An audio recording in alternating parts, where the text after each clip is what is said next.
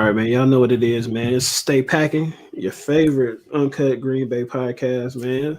Here with Drex and Shotty, man. We about to get it started, man. The other boys gonna come through in a little bit. So uh we could hold on. We could start with the coaches, man. We didn't talk about that. So Shot, before you get out of here, what you think about the coaches, the coaching changes? Man, hey, I'm okay with him, bro. Like I was hoping Steno leaves, but he didn't. So it is what it is. He's still the OC.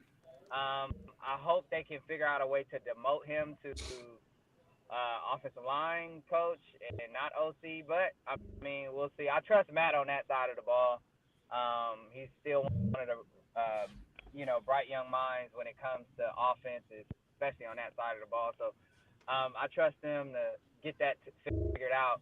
But Gannon is our new DC, which I'm excited about because this is a guy that, he coached Philly to a Super Bowl, and that defense set a record that year with 70 sacks, which was insane.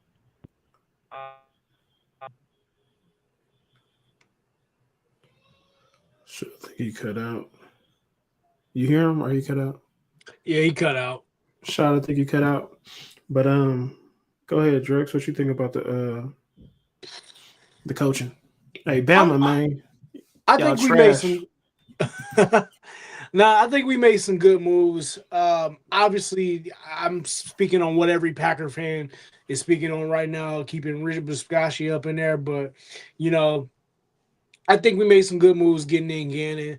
I would have thought we would have got Raheem Walker. And I hope I'm saying his name right, Raheem or Rashid. Morris. I mean Rasheem. Well, I said Walker. Goddamn. Rashid Morris. I think it's Rashid Morris. Or Raheem something. Morris. Okay, my Raheem bad. Morris. Raheem Morris. Raheem Morris. Come on, man. It's My Black bad. History Month. Get it right, man. I know, bro. I'm fucking up, bro. Nah. So I would have thought that we would have been I would have been able to get him, but 49ers guys got their hands on him. So I mean, it is what it is. I think Gannon will do what he got to do, and I think we made some right decisions. Bringing in the folks that we needed to. The DL, I'm very excited for. I think the only reason why we honestly stuck with Rich, and I'm just gonna keep it real, is that we can't find nobody else on fucking special teams. That's just my honest opinion. This isn't facts. It's just opinion. I think that's why we stuck with. No, you good, you good. I think that's why we stuck with Rich, honestly, and I think that's why Goot said what he said in the conference. I wasn't even mad about what Goot said in the conference because I mean I What do knew you what it say? was. What? Huh? Why you think we stuck with? Why do you think we stuck with Rich? And what did Goose say? Goot said that he believes in Rich. He believes he's the guy to keep on our team. I'm not quoting it word for word, but that's what he basically Yeah, that's what he said. said. I saw the little thing. That's what he Yeah. said. So I think the reason why we stuck with Rich is because I don't think we're just too many options for us right now, special teams. I feel personally that, like I said, opinion. Hmm. I don't know. There has I Go was ahead. telling Josh. I was just telling Josh that they don't give a fuck about special teams. Truly, they really don't, bro. Like if you think about it, I think Rich is there. Rich is there for more than just special teams. That he just is like people love him in that building, and they're gonna continue to support Rich regardless, bro. That's what I was trying to say. Like Yeah. he, I just think that specialty that obviously he has to have a position regardless, but I don't think it's the I don't think it's special teams is not like a major priority, even though it's been killing us. You know what I'm saying? But Yeah. it is what it is. I just think Rich is there for more than just special teams, for sure. Yeah. Man, I don't want him to. Like I was telling you, Rashad, earlier, like it's mental mistakes. He don't make us better, so why even be there? You know what I'm saying? Like I want a coach Right. that's gonna make this team better. Like yeah, him kicking, he ain't the reason why he kicked the kicker missing. He ain't the reason why, what I'm saying, Romeo Dobbs can't just fall on the ball. But to me, those is more mental. You know what I mean? Get them Right. players up off Right. special teams. You know what I'm saying? Like Uh, put some money into special teams. Put some skilled players than these backups. You know what I'm saying? Like hands team, Romeo Dobbs, you know what I'm saying? You're supposed to know what you're doing, but I mean these other like it's mental mistakes, and to me that falls on the coach. Bro, facts. To me, that's more head coaching than anything, though. That's more of a head coaching thing than anything. Those mental mistakes, that's on Matt. Matt got to get his shit together. But I Matt, the one feel.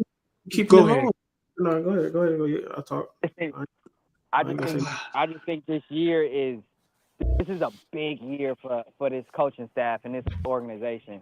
They know it. So, yeah. I hate to sound like one of them niggas, but I feel like, and I don't know, the vibes I get from this sometimes, like with the decisions we make like this, I feel like we are okay with mediocrity sometimes, and I know it's not like I have to fight myself, like That's what it because seems like, I'm a Brewers fan, I'm used to that Right. shit, but like I sometimes get that vibe from fucking from Goot and like the organization. I'm just like, what? Why? I don't think we're okay with media. I don't think it's that at all. I think we operate from a consistency standpoint. That's what we operate as. And Fair enough. and for us, like I was telling Josh just not too long ago, we're like a mom and pop organization.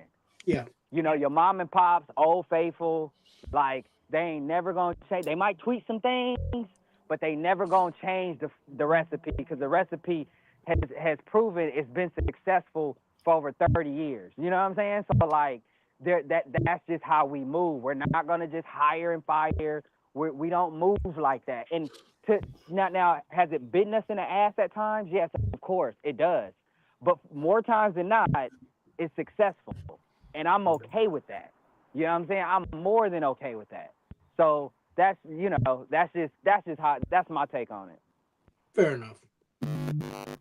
It's sometimes if you go in the mom and pop store, you go in them shelves, there's gonna be some expiration dates, and that's what some of these coaches, you know what I'm saying? To me, they expire though. You know what I'm saying? Like it's like I agree. to me, it's like why do we wait so long to get rid of people? You know what I'm saying? It's just like, Right. but I don't know if it was Ted Thompson or somebody. It's like he'll get. I know with players, I don't know. I don't remember if it was with coaches. He'd rather get rid of a player a year too early than a year too late. You know what I mean? So. Fact. So I don't. That's we not do that how with, it's been. we do that with players. We do that with players all the time. Yeah, we do that with players more than we do with coaches. Yeah, I just don't get it, man. But with the Jonathan Gannon, I'm just hoping for the best. You know what I'm saying? Like I really didn't pay attention to the Cardinals like that. I mean, they gave us a little run for our money. You know what I'm saying? They was decent on defense. They wasn't like top notch defense. But they didn't have the players. I mean, they didn't have. Yeah, that's what I'm saying. They didn't have the personnel. I think they had Calais Campbell was like one of their best players, and he got the most out of him. You know what I mean? So he got better players to work with over here. So to me, I'm just hoping for the best, man.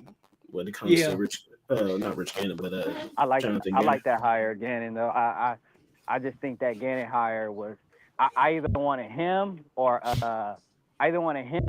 Raheem Morris or Flores. And you know what I'm saying? We didn't get Flores or Raheem, so Raheem ended up going to San Fran. Flores goes back to Minnesota, and I was happy with Gannon because this is a dude who's coached in the Super Bowl, coached the defense in the Super Bowl, had a record-setting defense in the Super Bowl, and this is a guy who knows. I mean, he's one of the top defensive minds in the league. So for me, it made sense.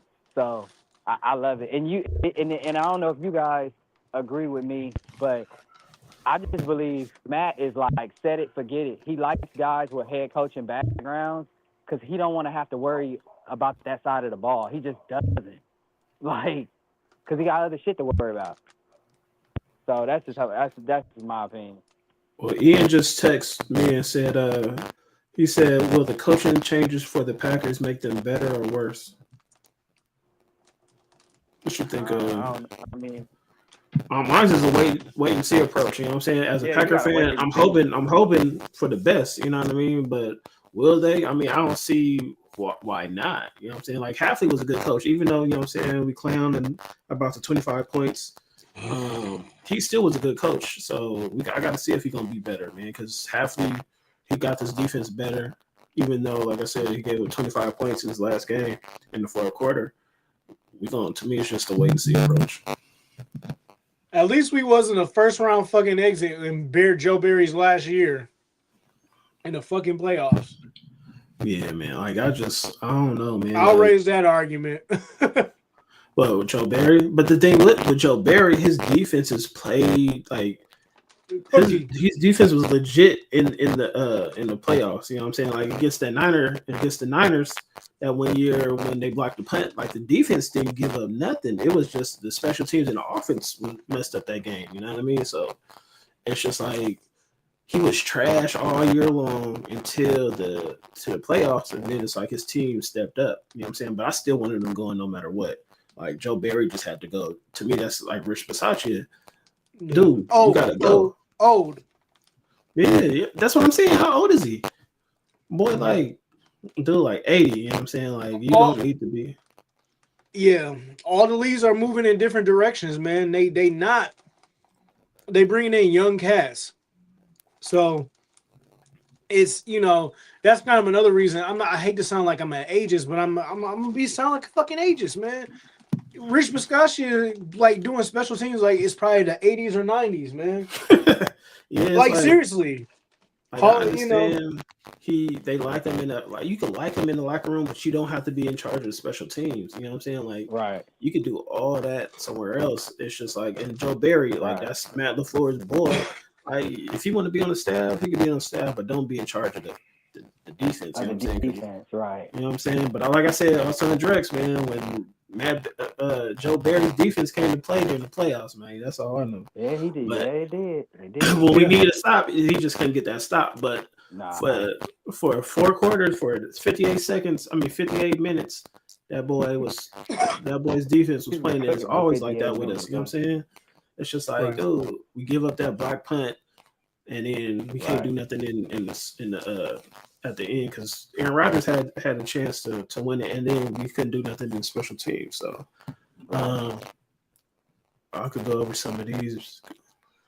It says Jordan Love's rank in total QBR over the last 2 months, the last 3 seasons. He was first in 23, second in 24, and first in 25. So the boy been cooking, man.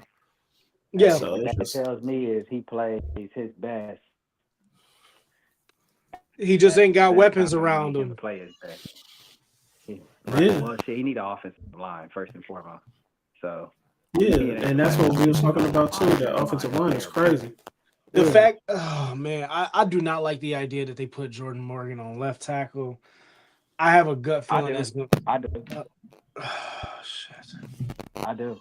I'm gonna tell you why. He's a left tackle. He's not a guard. He was never a guard. Like me and Josh was saying, like we draft these tweeners and try to put them in multiple positions. No, if he's a tackle, let this man play tackle and develop it as a tackle. He's not a guard.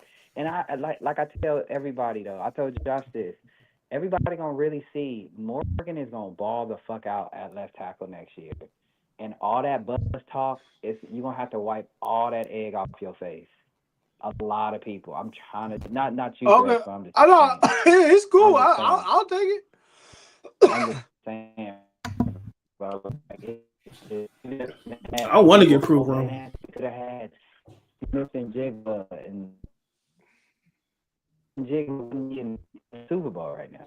We would be in the Super Bowl. Like, you know what I'm saying? So I just that's about to ball out next year. He balled out this year. So I mean, I'm just saying, bro. People. One thing people gotta understand, and you guys know, we are Packer fans, right? Die-hard Packer fans. A part of being a Packer fan is you gotta have a lot of patience. Yeah. Because that's how we move, bro. We do not move like these other stupid ass franchises. I'm sorry. A lot of people envy that though, because we can be so patient. So I mean, trust me, it has its faults. I'm not saying it's perfect because it's not. We got our issues just like anybody else. But hey, I'd rather be a Packer fan than anything else. Fuck that. Yeah.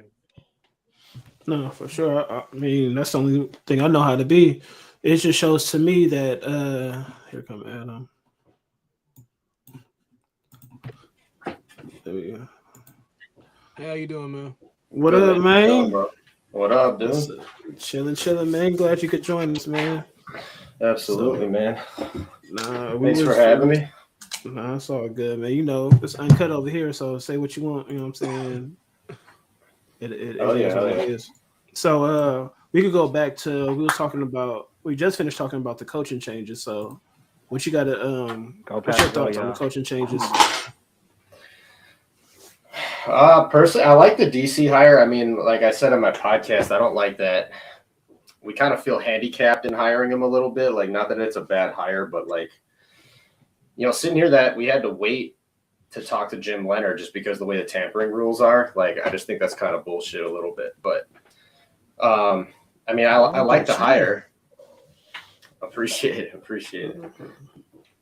I mean, I like the scheme. I like what he brings to our defense. Like, we have the guys for it. Like, I think, like I was saying in my pod too, that I mean, he's gonna have the best safety room that he's ever had, and he runs a lot of DB formations. He runs a lot of 3 safety formations. So like, I mean, he's got the room for. Yeah, I mean, he's got the room for what he's trying to do. And I mean, when he has a good pass rush, I mean, when he was with the Eagles, they had almost 70 sacks that year. They won the Super Bowl. You know what I mean? So he's going to have a great pass rush now. I mean, we can say what we want about Rashawn Gary, but I was just about to say, what's your thoughts on Rashawn? But I like Rashawn. I like Rashawn. I But mean, I think people overreact, bro. Like guys have bad years. You know what I mean? Like, man, he's horrible here, man. I mean, but the year before he made it to the Pro Bowl. Yeah. That's what I'm saying. I'm more disappointed because of the great season he had the year before. So yeah. I mean, and Drex right here is the biggest Rashawn Gary fan. Yeah. I think it's go ahead. I don't think we should cut him completely. Maybe like lower some cap. No, he definitely needs to take a pay cut. He take a pay cut or something until he gets it, together. Because I think going into next season, like honestly, I feel like who's going to really be our true edge rusher besides, Micah, obviously, I think is really going to be Lucas Van Ness. I think he shows some good plays out there, even in that Baltimore game, even though we lost that one. I think he's going to be agree. I think he's going to be our guy, honestly, and I think we should probably either cut him or give him a pay cut. That's all I can think of at that moment, man. I mean, I like him for depth in general. Like, I mean, having that many guys like Enagbare, I'd like back too. I mean, he's still under contract, I think. No, he a free agent. He a free agent. Oh, he is? Yeah, okay. That's my guy, though. I like Enagbare. That's my guy. My thing with Lucas Van Ness is before he got hurt, like to start the season, he was looking like he was taking a step up. Like he looked way better before he got hurt. And then after he got hurt, it was like he kind of went back to being like, all right. But yeah, he just was a filler. Out the gate, though, he looked really good. Like he looked way better. Like he was pulling moves out that he wasn't doing before. He wasn't just like only bull rushing guys the whole time. You know what I mean? Like. Mm-hmm. And I think that's Rashawn Gary's. He doesn't have the hand move. You know what I'm saying? All his only move is bull rush. You know what I'm saying? And throughout the season, you're going to get tired out. You know what I mean? So it's just, I think that's what Rashawn Gary needs to do is find another move except the bull rush. You know what I'm saying? Because it does work, but this season it didn't. You know what I mean? So that's I don't know. Like I don't know if he lost a step in speed or if he like just his hand movements weren't working because like he likes to hand fight. He likes to throw his hands around and like try to get around guys like that, but it just like wasn't working this year for whatever reason. I don't know. Whatever it is, he needs to get it together, and hopefully Jonathan Gannon, if we keep him, you know what I'm saying, Jonathan Gannon and that staff could help him out because, like I said, I'm a Hopper guy, so I want to see what Hopper gives, but I got a couple of slides, you know what I'm saying, we could go over, but we was going over this one. If you want to take a crack out of it, it says Jordan's total QBR in the last 3 years, first, second, and first. And before you got over, I was saying that even with the offensive line, as bad as it was, he still was balling out. You know what I mean? Dude, I mean, as I should be as a Packers fan, but I'm the biggest Jordan fan, like as far as like supporter wise, I mean, because like man, when I see shit on the internet, I was just talking about this in the podcast. When I see shit on the internet that like some people think he's average or overrated and shit, I'm like, y'all don't watch him, bro. Like y'all really don't watch him, because you either just don't watch him, or the games you do watch, you already come into it with some kind of judgment or a mindset to look at him differently. If you went into it just as like a fan of the game and watch him play, dude balls, bro. Yeah, Rex Ryan fucking bullshit. But if you've been on our last, you know what I'm saying, this year, we have other like if we play against a certain team, we'll have a fan come in. So most of their thing was, oh, he's not Aaron Rodgers. Oh, he doesn't have the it factor like Aaron Rodgers and Favre. I'm like, dude, this is his third season starting. Like they didn't even have the it factor. You know what I'm saying? It's just like, dude, this is his third season. What do you mean? This dude, I mean, if you look at the stats and you look at the game, this dude is legit. You know what I'm saying? It's just like, oh, he ain't it. You know what I'm saying? He doesn't give me that. But you'll see, you know what I'm saying, as they come in, you know what I'm saying, if you stay with us, we get a lot of Jordan Love faders, you know what I'm saying? No, if anyone says that, that's correct. Because first of all, you look at their stats. I mean, I think people have been posting it online anyway today, but he has the same exact stats as Aaron Rodgers through his first 3 years. Yeah. Almost. But they say he don't have it, you know what I'm saying? It's crazy. That's complete bullshit, because you're going to compare him to arguably the best thrower of the football of all time? No, the best quarter. You know what I'm saying? And that's what they do. Like, they compared Love to Aaron Rodgers' prime, which is dumb. You know what I'm saying? People need to find some bullshit to talk about, bro. It was like his first year, like everyone out the gate's like, nah, man, he ain't it, this and that. Like, you know, everyone was saying all the shit, like, you know, like there was all that stuff flying around when we first it's backwards. It's like Jordan Love ain't that guy, but y'all say Caleb Williams is the guy, you know what I'm saying? Because he's making these throws. Jordan Love has been doing that. We've been making the playoffs his entire season since he's been starting as a quarterback. It's like, I mean, his entire career as a starting quarterback. It's like, come on, man. But y'all want to be on Caleb nuts, you know what I'm saying? Which he has been making plays this year, but Jordan's been doing it consistently for the last 3 years. The thing with Jordan this year, Jordan was sneaky good this year. Like, because it was probably his best year ever. He had, as far as like, at one part, like the first 2 years, people were like, dude's got it, but he turns the ball over too much, right? No, he don't. It's just stupid. But that was the first 2 years. That's what everyone was saying, right? Like, you know, like everyone's like, he's real good, but he's more Brett Favre than Aaron Rodgers, quoting Colin Cowherd there. But a lot of people were saying that shit. Like, he's like the gunslinger, but throws a lot of picks or whatever. Dude had 3 picks this year throughout most of the year. Yeah. Until like, I think the Denver game. And that's completely bullshit, bro. I mean, going back to the Caleb Williams thing, I don't know if you all watched my video, but like, I didn't dive too much into it because I was leaving that day when I was making that video. But Caleb's done good things. I mean, like, yeah, he's a legitimate playmaker. He's the only reason the Bears even got to where the fuck they got. You know what I mean? Like, he made stupid plays in the fourth quarter a lot. He's a playmaker. He's been that way since college. That's how he got to be or drafted where he was because his playmaking ability, not because of consistency, not because the dude reads defenses at a high level, not because anything. The dude is an elite athlete when it comes to evading sacks and just getting out of trouble. Yeah, his first year, he had an issue with it because his O-line was terrible. Yeah. Right. But this year, dude, Micah Parsons was in his face all game and he couldn't catch him, bro. No. He couldn't fucking catch him at all. And dude, Caleb, like I said, he's a playmaker, but he's got no touch on the ball at all. Like there's times like, when he's rolling out and just kind of like launches it downfield and it's a good throw. That's the only time he ever throws anything good. Like if he's standing in the pocket, dude, he sails like 7 passes. We said that all season. 15 yards. He plays in chaos. He plays in chaos. That's all he does. Well, then you'll watch Bears receivers. I'm sitting there watching games, and I'm like, guys are running 5-10 yard out routes, and he's just throwing 100 miles an hour at them, and it hits them right in the hands, but they don't catch it because he has no touch on the ball at all. Everything is just 1,000 miles an hour. Straight fastballs. And it's just, but they'll praise him instead of Jordan Love. It's crazy. Go ahead, Drex. I mean, well, I think it's a lot of bias behind that too. Why people are because one. you gotta think about it. I keep forgetting George Halas was was one of the founders in the NFL, I think, right?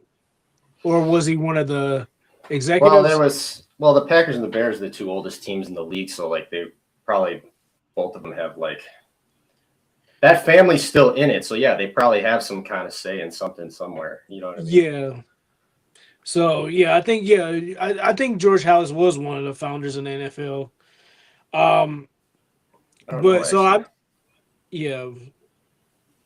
But anyway, the point I'm trying to make is that, like, honestly, like, it doesn't really surprise me. I just think, we're going back. I hate to backtrack a little bit. I think Jordan did great. I just think our O line was so fucking beat up this year. That's what kind of fucked us a little bit. Oh yeah, On for sure. offensive line. Before you had came in, Adam, I was talking to Rashad, another guy that we have on the podcast, another one of our hosts. I was talking to him and saying, like, I didn't like the idea of them putting Jordan Morgan at left tackle. I don't think they probably should have kept him at guard. And I was going to say I think they should have put Belton at left tackle, but it is what it is. I just think he needs more weapons. He needs more solid weapons on that O line, more big dudes that can hold it down. Yeah, the O line needs to stay healthy, and they need just to figure out. Banks was horrible. You know what I'm saying? Like this year, the free agency was horrible with Banks and Hobbs. Man, Hobbs was one of the worst probably signings, free agency signings this year though. Well, Banks got better. He got better. He got the better second for sure. The second half of the season, he played a lot better than out the gate. Because out the gate, people were hammering him pretty hard about the way. But Hobbs was trash. But he's got to do something. I know he's been hurt all year, but that was he didn't even play the way he did on the Raiders. Like it was just not even close, bro. Trash. Like, and I mean, like to touch on the offensive line that you said. I mean, the injuries killed. I'm not a fan. Now that we're through the season, I'm not a fan. I guess Elton Jenkins obviously got hurt. But he wasn't playing well as a center to begin with. Like he was pretty average. Trash. Like personally, Ryan was better on center. Ryan was way better. Like I'd rather keep Ryan at center, put Elton back at guard. That's what we've been saying. Yeah. That's exactly what we've been saying. Obviously, Zach Tom's going to stay at right tackle, but left tackle, it's like Rasheed Walker didn't have as good of a year as he did the year prior. So it's like, do we keep him? I mean, or no, I think he's a free agent actually. Yeah, he's going. I know we releasing his ass. Yeah, so then signing him back. Give Belton a shot then. Yeah. Give Belton a shot at left tackle. Oh yeah, I definitely think they're gonna put Belton in his place. Yeah, they definitely gonna put Belton in his place. I'm pretty sure we're gonna probably keep Banks. I think we should really cut him. Honestly, give him a pay cut. Well, they said they're keeping. I don't know if you saw it, but the Gutenkins came out and said they're keeping everyone who's currently under contract is staying for next year. Yeah, I saw. Yeah, but I know Rasheed Walker going. I know Jenkins is going. I would like for Dobbs to stay, but we don't know how that's going to pan out. Fuck, I was going to make a video about that. That's funny. That wide receiver space is heavy, man. Yeah. It's deep, but we're gonna get to that. We got a couple of these before we get into the free agency. What y'all think about this? Should the Packers be aggressive trading up in 2026? No. You just say where we at. The draft's weak, especially in the places of need that or the places of where we need to fill spots. This draft is weak this year. There's no point. Like if there was like a guy that is going to fall to the late 20s or something like that, that was like that should go higher or something like that, then yeah. But there's just I don't see it. I got to do a little bit more scouting on the NCAA and like all the players and stuff. But like from what I have watched, this draft's kind of weak in the first round. That's what I've heard. I'm not the biggest college guy, but I've heard this draft to not have a first round pick is not the end of the world. No, the Cowboys need it more than we do any damn way. And they traded. So I don't see us trading up, unless it's that guy that failed and we think, they got a first round grade and he dropped to the second round and they really want him and it's a position that we need. Maybe then, but at the same time, it's like we always do good in the second. I ain't gonna say always, but we usually do good in the second round. We do better in the second round than we do in the first round for the most part. So I'm not too too bad, or I wouldn't be too mad if we stay where we were at. All right, so this was saying the defense with Michael Parsons and the defense after Michael Parsons. So the first one shows week 15 to the wild card. This just shows the biggest difference. You know what I'm saying? The points per game, 28 points without Parsons, and then 19 with him. That's, to me, it's just crazy. Even we were a good defense with him. You know what I'm saying? Yeah. Without him, the year before, we got my man said trading up will require sacrificing further draft picks, which are necessary to replenish the O and D line. Don't you guys have like 8 picks? I don't know how many picks. My Bears was what a good season and went over the Packers. Yeah, I win these nuts. I'm not even going to get into that one. I could say a lot about that one, but I'm not. I'm going to get into the topic here. We got Bear fans. I'm fucking happy for the Bears because we've been bullying them for the Bears. Damn a decade. I'm glad they ran home that they played a week longer than us and they eliminated us from the playoffs. Yeah, Bears, I'm glad they can hang that fucking banner up and feel so proud of themselves because that's the closest they're gonna ever get to a fucking Super Bowl ever again. Y'all better pray. Y'all better be happy that the fucking Packers organization ain't shit like it used to be in the 60s because it would have been even worse than what it is now. I mean, y'all got lucky. Y'all got lucky, like y'all always did, like y'all did in the fucking 80s. But y'all was just as trash as we were in the fucking throughout the 70s and 80s for a bit. So, I mean, I think like I'll start with GGs. You know what I mean? I'll start there, but there's a couple things I want to touch on that, and I'm not going to take too long because I know we want to cover some of the topics, but.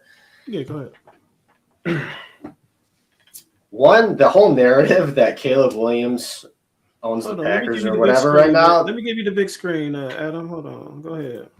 That needs to be shut down right now, or like that, Caleb owns Jordan Love, whatever. I'm like, bro, he's beaten Jordan once, dog. Once. They've played twice. He's beaten him once. And he beat him. It was more our fault, bro. Because he was hurt. He was hurt the last 2 times he played our backup 2 times in a row, other than the playoff game and then whatever. But that was more our fault, bro. We choked, bro. You can't miss 3 field goals. Exactly. I mean, there's no excuse they won, but at the same time, it's just like we can't give up 20 points in the fourth quarter. Jordan was beating the fuck out of them for 90% of that game, bro. I mean. People are like, well, he's not clutch. He needs to close it out. It's like, bro doesn't need to score 6 touchdowns to win a game. If a guy throws almost 400 yards and 4 TDs, no picks, you should win that fucking game. That's not on him, bro. That's not on him at all. Like I said, giving up 25 points in the fourth quarter is unheard of. Third quarter, we didn't score no points. Then the fourth quarter, we give up 25 points. It's like, dude, I've never seen a team give up 25 points in one quarter. Usually that's a game score. But you give 25 points up in the first quarter, dude, that's bad, man. So, but yeah, I mean, bro, they let him have that. On top of it, well, that's why I said GGs. I mean, like I said, a win's a win. I'm not going to be that guy right now, but I'm just saying, like, y'all can't beat us when we're healthy. You can't beat us when we're healthy, bro. You can't. If we had Tucker, Parsons, Devontae Wyatt, Elton Jenkins, Zach Tom was hurt in that game. In general, if we had our guys, I don't think they win, bro.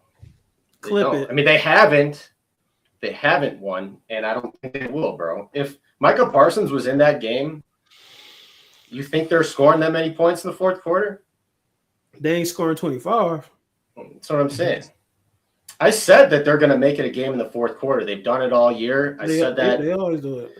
And I hate the fact that, what's his name? Golden. I thought it was over when Golden got that touchdown. I was like, cool, we good. But then it's just like, man. And then that's why I got to talk about this guy right here, man. Like, I like Keyshawn, you know what I'm saying? But when he messes up, it's in the worst times, you know what I'm saying? Like, I don't think he's getting traded. I think we're going to keep him. But I wouldn't be mad if, you know what I'm saying? Like, we got to upgrade, you know what I'm saying? But y'all can say if y'all want to keep him or trade him. Adam, what you think? Trade or keep Keyshawn? They need to keep him, but they need to get someone else, whether it's in the draft or I don't want to do it in the draft. I mean, yes, draft a There needs to be a cornerback, veteran. but one, we need the depth because at that point, because if you cut him and then say you go sign like a really good person, you're still you have the same depth. You just have one better player. If that one better player gets hurt, you are worse than you were before. So keep him for depth purposes. Because What you think about resigning Diggs again? Fuck, right now I'd have him over Hobbs. I'll tell you that right now. But Yeah, sure. I'm not even a Diggs fan, and I definitely have him over the Hobbs. I mean, there's a part of me that's like, since we seen him on the Raiders and we paid him that much money, is there a part of me that's like, let's see if he can prove it, but also in a Super Bowl window, do I want to be taking that chance? Like, not really. Hell no. So, I mean, Keyshawn, there's moments he looked really good, and then there's moments he got bullied. Like when he was against DK Metcalf, he was getting bullied a little bit. He was getting bodied on him a little bit. Like he couldn't handle the size difference. And there's just moments he makes bonehead plays, and there's other times he makes some pretty good plays. You know what I mean? Like that pick against the Bears in the first game to close the game out, he wasn't even supposed to be there. That was not his man. His man went into the flat, and he noticed, was it Loveland or Komet? Whatever. He noticed him come free, broke off his man, and made a play. That was a great awareness play by him. But so he does things like that, and he does have like sticky coverage at times, but sometimes it's so far in between, man. It's true, but like I said, I mean, I'd rather have him as my second corner than Carrington Valentine. I like Carrington Valentine, but I don't feel comfortable as him as our second man, and then our top guy goes down if they sign somebody, and then that's your number one. I don't feel comfortable with that. Not in a Super Bowl year, you know. Right. Carrington is my favorite, but he's definitely worse than Keyshawn. You know what I'm saying? Like he can't tackle. Yeah. He's just bad. You know what I'm saying? He like can't tackle he's for a good number shit, two, bro. He can't tackle for shit. I mean, he's good off the press. Like he's real aggressive. He likes to get feisty in there, but like he can't tackle for shit. Yeah, dog. Jesse said find a replacement for him on special teams and then trade him. If not, keep him around. He's definitely a great special teams kick returner. Yeah, I think they were too worried. I mean, they put him back there. Like at first they were trying to keep him away from it, like earlier in the season, and then they put him back there when the other guys couldn't do nothing. And then, but I think they were worried about him getting hurt. Yeah, because that special team is so trash with like Bisaccia. But I mean, at the same time, like I'm with you on that. But at the same time, like Packers have not made it a precedent to like get good special teamers.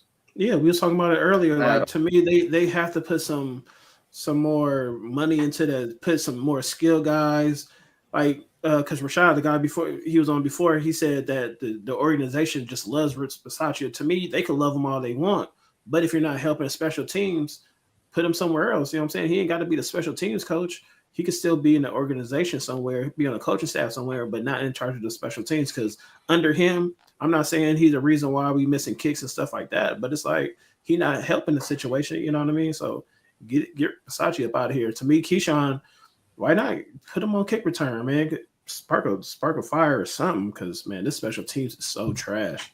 Bro, we haven't had a kick return for a touchdown since 2014. Yeah. And who did that? Cobb? Yeah. No. It was Micah Hyde. Oh, Micah Hyde. Dang, Micah Hyde. That's so sad, man. Oh, man. What you think, Drex, man? Trade or keep Keyshawn?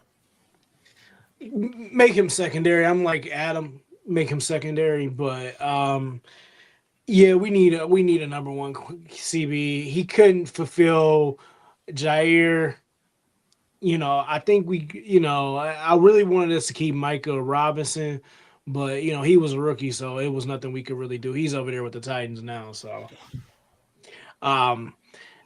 we need to clean up that whole fucking CB space, man. It's crazy. Yeah. Unless we can find somebody in free agency. I think the closest we could get was Asante Samuel Jr., but he ended up going to the Steelers, so. If we keep the same, go ahead. They were. I think they were comfortable. I could say I'm comfortable with them when our pass rush is working, but the fact I was just about to like say that. I was when just about Micah to say that. Parsons and Devontae Wyatt go out, and then on top of that, Lucas Van Ness was hurt in the beginning of the season, and then was kind of never the same after that.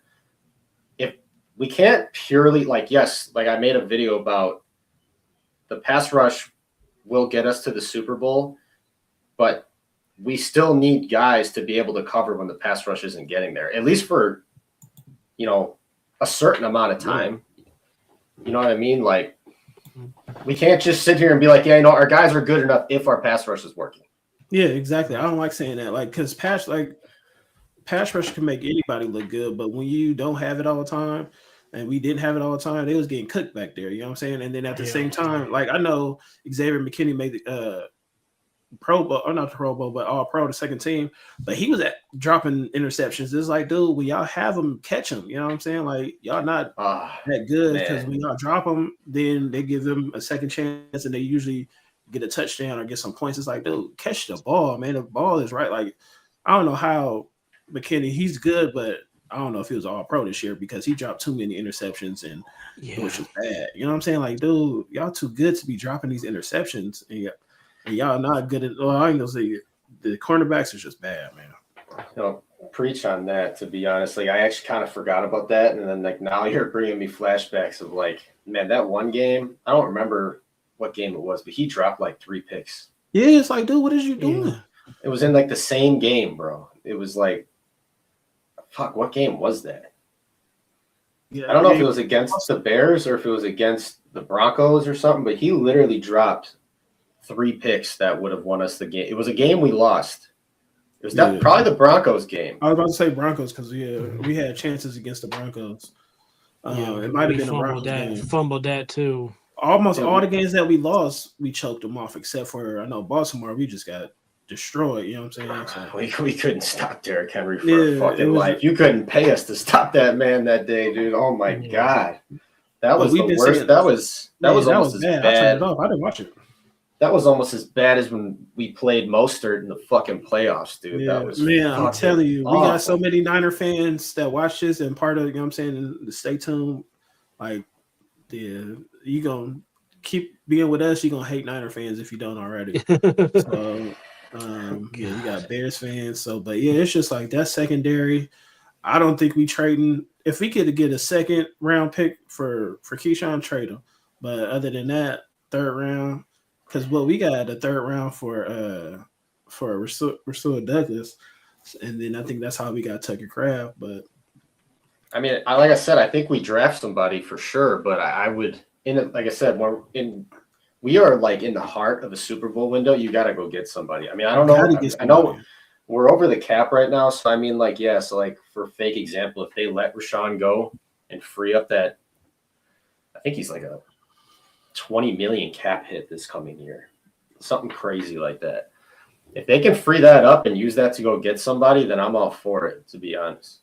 Yeah, because then you have Parsons, Lucas Van Ness, Devontae Wyatt's coming back, who's primarily he's a D tackle, and he did pretty good in the run game, but he's primarily a pass rusher. Yeah, he's a good pass rusher for DT.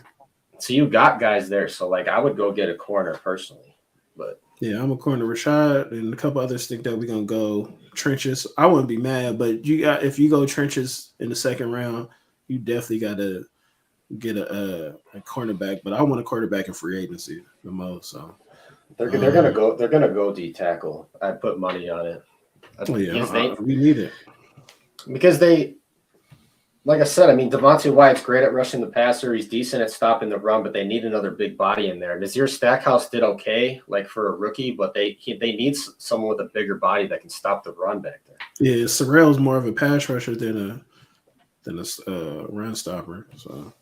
So we're gonna get into these free agency notable free agents. So go ahead, Drex. Who you think? Who would you like to see go and stay? I would like to see stay is Quay, Dobbs, and Igbari. This is me being realistic, by the way. Who's going to leave is Rasheed Walker. Malik is going to get his payday, obviously, because he wants to do it. He wants to be the head QB number one of a team. Sean Ryan, man, I would like to keep Sean, but I feel like he gets a lot of shit for no fucking reason at all. So for some odd reason, I think, I would like for us to keep Sean Ryan personally, but I don't think we are going to keep him. I think we're going to end up releasing him.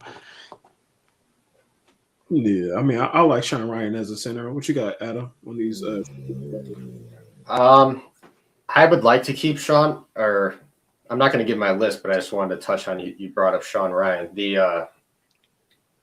I would like to keep him. I don't think they will because of the draft capital that they've invested. You know what I mean? Between the two guys that they got, obviously Morgan, they just keep wanting to give him shots because they draft him the first round, and then you got, I don't know why I'm trying to blank right now. We were just talking about him. Who's the other one? No, the rookie this year. Belton. So I think they're gonna give them their shot. I think, but I would personally rather keep Ryan. I think he's a big body. He's really aggressive in the run game.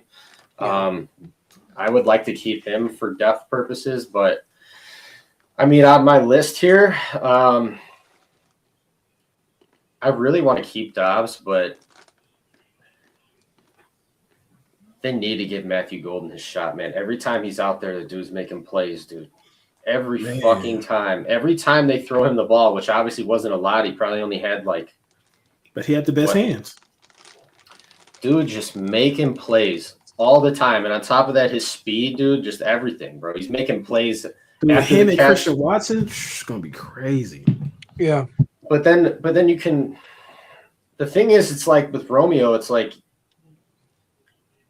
oh man, that onside kick fucking killed me. But like other than that, yeah, he's Mr. Reliable to me. He's Jordan. Like he's not the best or the most talented receiver, but he's Jordan Love's favorite. You know what I'm saying? And most reliable target. Dude, just always got his hands in the red zone, bro. Just always, bro. Like I mean, he had the best stats out of all of our receivers. Yeah, and he wasn't the most talented, but he had the best stats. But I mean. Yeah, I mean, I feel like they're probably going to let him go because, I mean, Watson's under contract. They extended him, and then I think they need to give Golden that shot, bro. And Jaden Reed, you need to leave in the slot because Romeo Dobbs isn't going to accept sitting on the bench. You know what I mean? So, yeah, because then we still got Savion. You know what I'm saying? Like they drafted Savion, and I know they want to give Savion some more shine. Then we got Golden. Watson and Jaden Reed, you know what I'm saying? And then we got Tucker. So to me, Romeo is the odd man out, you know what I mean? So, but Romeo was always, he came up clutch. So I think he wants too much, and I don't think wide receivers priority at all in this free agency, this offseason. So to me, Quay Walker, I'm not the biggest Quay Walker fan. We are a better defense when he's in the middle. But if we let him go, we let him go. I think I was watching some podcasts and it was like it's a good linebacker draft. So I think he's replaceable. But I mean, if we keep him, I won't be mad. If we let him go, I probably won't be mad. So honestly, the way Isaiah McDuffie played this year, if you asked me this last year, I'd say hell no, keep him. But this year, Quay looked good in certain games. He's been doing this. Like there's some games he looks really fucking good. He's got a great PFF rating, and he just in general looks good. Certain games, and other games, it's like where the fuck did you go? Exactly. Isaiah McDuffie fucking killed it this year. I mean, yeah, he's not the best in the pass game, but in general, dude flies around. He's always around the ball. He made so many plays this year for us, and I feel like they need to give him a shot, but they need to go draft somebody, like you said. Yeah. If they get rid of Quay, they need to go draft somebody. They definitely got to draft somebody in the third or fourth. If another Packer fan that be on here, one of the hosts, he's the biggest Isaiah McDuffie fan. Mike, man, he loves Isaiah McDuffie. I'm a Tyrone Hopper fan. Hopefully, you know what I'm saying, he gets some shine this year, but I'm not mad at it. You know what I'm saying? McDuffie definitely shine this year. My guy on here is Enagbare. If we let Gary go, I think Kingsley and Enagbare could definitely step in that role and be a definitely big piece and probably cheaper than Rashawn. So I think Rashid is gone, Dobbs is gone. Obviously, Willis is probably going to Miami with a Halfley. I hope we could keep Sean Ryan, but I don't know. So, but I definitely want Enigbare. I would like to keep Enigbare. Like, unless they keep Rashawn, it depends whichever one they get rid of. They need to keep one of them. Yeah, they have to keep one of them. You know what I mean? And then because I don't know, I think they want to put LVN in the middle sometimes because just how strong he is, and you know what I'm saying, he could play outside, inside. But I know depending on Jonathan Gannon, you know what I'm saying, I think he's going to be which one you want. You want to get another year with Rashawn Gary, or you want to see what we could do with Enigbare? So I think it just that Jonathan Gannon is definitely going to have some input in that. And I don't know. But like Adam said, they do a lot of small ball with the safeties. I heard he had a lot of 3 safeties. But who would you want as the linebacker on the field? If we keep Quay and Edgerrin Cooper, I would want Cooper on the field before I want Quay Walker. If we have to keep one linebacker on the field, I want Cooper. Oh, it's gonna be Cooper. If they have one on the field, it's gonna be Cooper. That's for sure. I wouldn't want to pay Quay Walker all this money, and then if we playing a lot of dime and a lot of, you know what I'm saying, small ball with safeties and corners on the field and one linebacker, why are you paying Quay all this money when Edgerrin Cooper is the better guy, better linebacker? So, and he's faster, bro. So like if he is the one guy out there, he's gonna close the gap. You know, he's the fastest guy we got. He's more of a playmaker. You know what I'm saying? Quay Walker, he makes a lot of tackles. I know Rashad, a lot of people got mad at me when I called him the black Blake Martinez, because all he do is really get tackled. He the black Blake Martinez. He is, man. Like, and he doesn't get too many like game changing. Like, he does once in a while make a game changing play, or like, I don't want to make it seem like I just dogged him, but I mean, he does get a pick every now and again. He does have some speed too. So like I said, there's games he looks really good, but he's really inconsistent. Right, exactly. And I'm a Georgia Bulldogs fan, and like, I don't watch too much college football, but I asked, like, when we drafted him, I was like, yo, after his first year, I was like, what was the big hype with Quay Walker? They was like, dude, he was around so much talent on that team.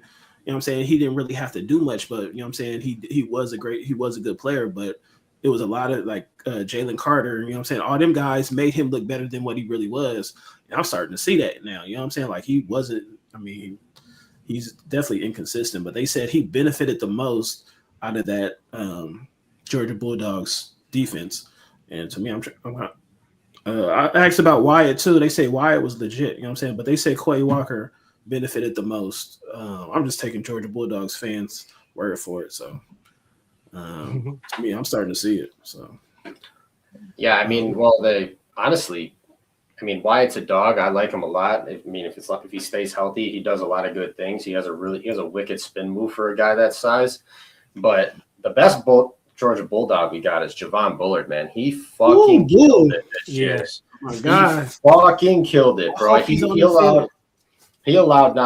allow one touchdown against coverage, or when he was in coverage, there was not one touchdown scored against him. He had 83 tackles this year. He's a ferocious tackler. He's always around the ball. He's great in that nickel spot.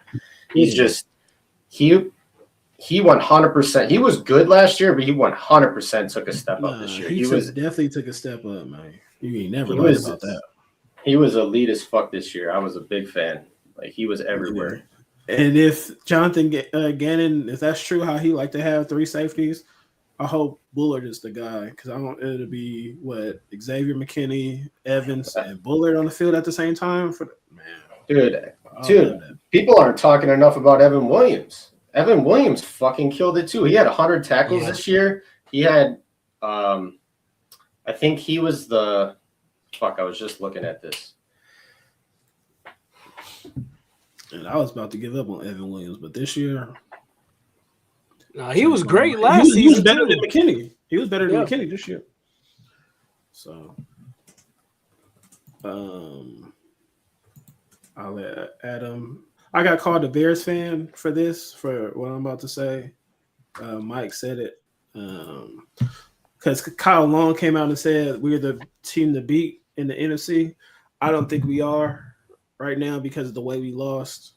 Even though we had a way better division record, we had the best division. I think we was 4-2, and the Bears was 2-4. But it's just like, I mean, we didn't win a division. We choked against the Bears. So to me, we're not the team to beat.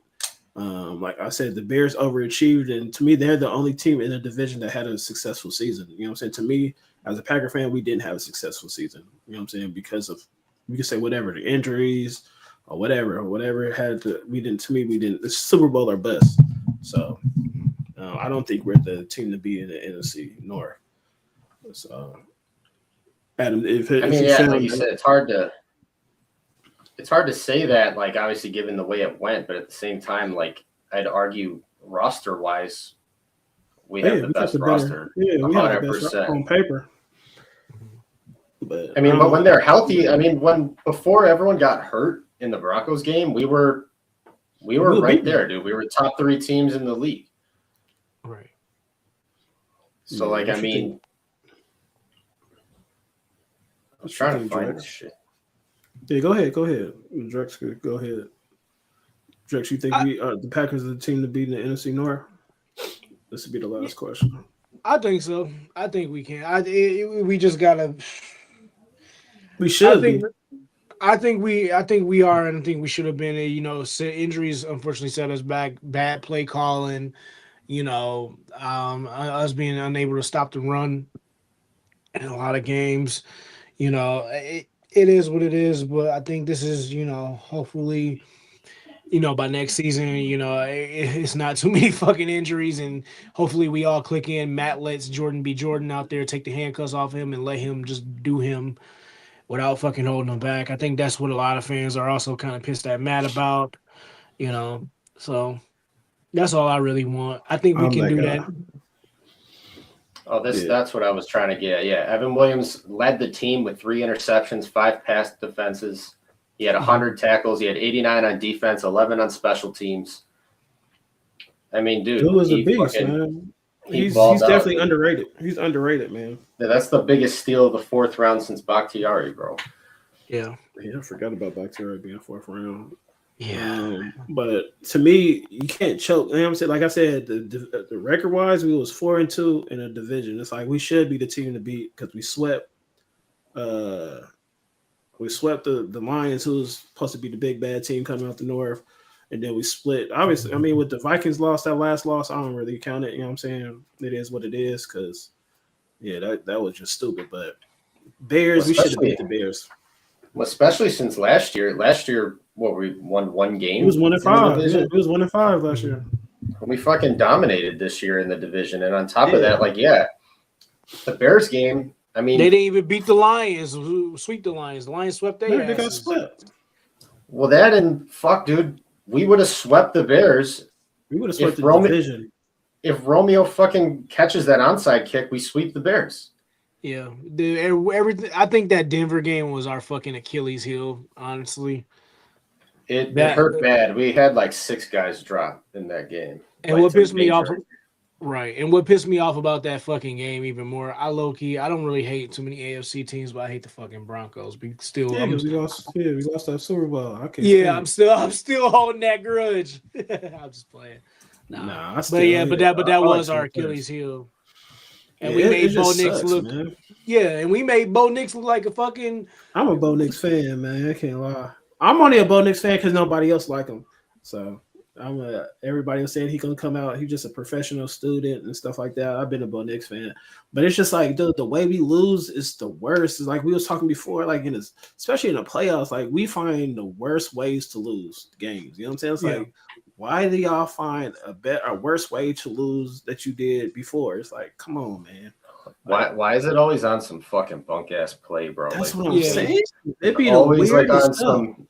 It's like always on some. We never like the only time we've ever gotten our ass beat was by the 49ers that 1 year. Exactly. Otherwise, it's like we always just do some bonehead fucking shit. But I did want to like mention like when we were talking about the injuries or whatever, you realize how bad You know what Tucker Kraft's receiving numbers were this year? Yeah. So like 400, 500? So he played 8 games. So Romeo Dobbs is our leading receiver with 724 yards and 6 touchdowns. He played 16 games. Tucker Kraft played 8. He had almost 500 yards and 6 touchdowns. Dude, that's crazy, man. He played half the season and had 6 touchdowns. What if he played all year? He's going to crack. I think he could crack 1,000. I think he could crack 1,000, man. I mean, dude, he was on pace for it. I mean, he was on pace for 12 touchdowns and 1,000 yards. His yards per reception were 15 as a tight end. Right. And everybody on insane. Loveland nuts, you know what I'm saying? Loveland is legit though, but y'all forget about Tucker Kraft. It's like now Loveland, you know what I'm saying, he got this shine. It's like everybody forget about Tucker Kraft. I'm like, dude, Tucker Kraft is better than Loveland. Loveland is nice, but Tucker Kraft is that dude too. You know what I'm saying? 100%, bro. They was on the Lions bandwagon, and now they on the Bears. Yeah, Laporta last year. Laporta was the best. Yeah, exactly. It was all Laporta last year. Sam Laporta. Yeah, everybody was all on him. Tucker Kraft, man. When Tucker Kraft, because it's what Tucker Kraft does after the ball. After he catch the ball, that boy is the yak god. That boy, man, come on. Dude, that guy looks like fucking Gronk out there, bro. That's what I'm saying. There's nobody right now that's better than Tucker Kraft with the yak. You know what I'm saying? He's the yak king. Well, dude, he has these numbers. So, like, Romeo Dobbs has, 6 touchdowns, 700 yards. Christian Watson has 600 yards and 6 touchdowns. Tucker has 500 with 6 touchdowns and on 32 crazy. Receptions. 32 receptions. 8 games. 32 receptions, that's it? Yeah, Romeo Dobbs has 55 receptions was for 700 yards and 6 TDs. He has 500 yards, 6 TDs on 32 receptions. That's that yak. You know what I'm saying? That's like fucking crazy, Tucker bro. Kraft is the yak. And that's what's the name? Kittle was. Kittle after the catch was crazy. Tucker after the catch. Kittle's a dog, bro. I met him in fucking Hawaii and I was fucking bullshit with him for a while. It was funny. Yeah, I like Kittle. Like, I don't like the Niners, but there's certain players that I like on the Niners, and Kittle's one of them. Yeah, he's from Madison. He actually was a Bears fan growing up. Which is a surprise. Yeah, because I know a lot of folks up in Madison in the Dalles area, like they tend to be Bears fans. So yeah, you about to go out there tomorrow, right? I'm about to go to Deer Park, the Deer Park office, the suburb out in Illinois. Oh yeah, you're not far. Well, that's not far from me. But you in Chicago, right? Yeah, but I grew up in Chicago, but I live in the suburbs now. I'm in Elk Grove. Before we go, how is living in Chicago, man? Being a Packer fan before we get up out of here. I love it, bro.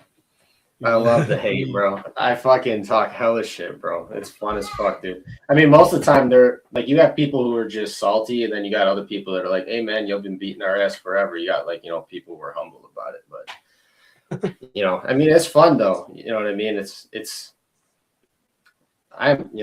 I've been dealing with all my life, so I'm used to that shit. So I think it's funny. Man, I'm not gonna lie. I was out there like back in December.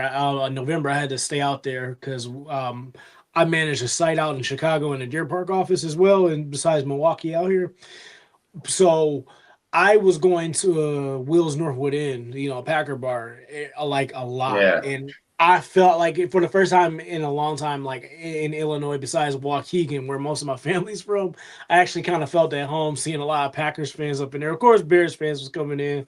We didn't give a shit, but they were cool and we all talk shit and have fun. But yeah, bro, there's a few, bro. There's a few. I used to go to. I've been there. I went to. I don't know if it's open anymore, but it was Kroll's in South Loop, downtown. Mm-hmm. You walk in there and it was a divided bar. So like the bar was big as fuck, and half the bar is for the Bears and half the bar is for the Packers. So literally it was just full of Packers and Bears fans all in the same bar, but they were all watching their own TVs on one end of the bar. It was funny as hell. But that's dude, crazy.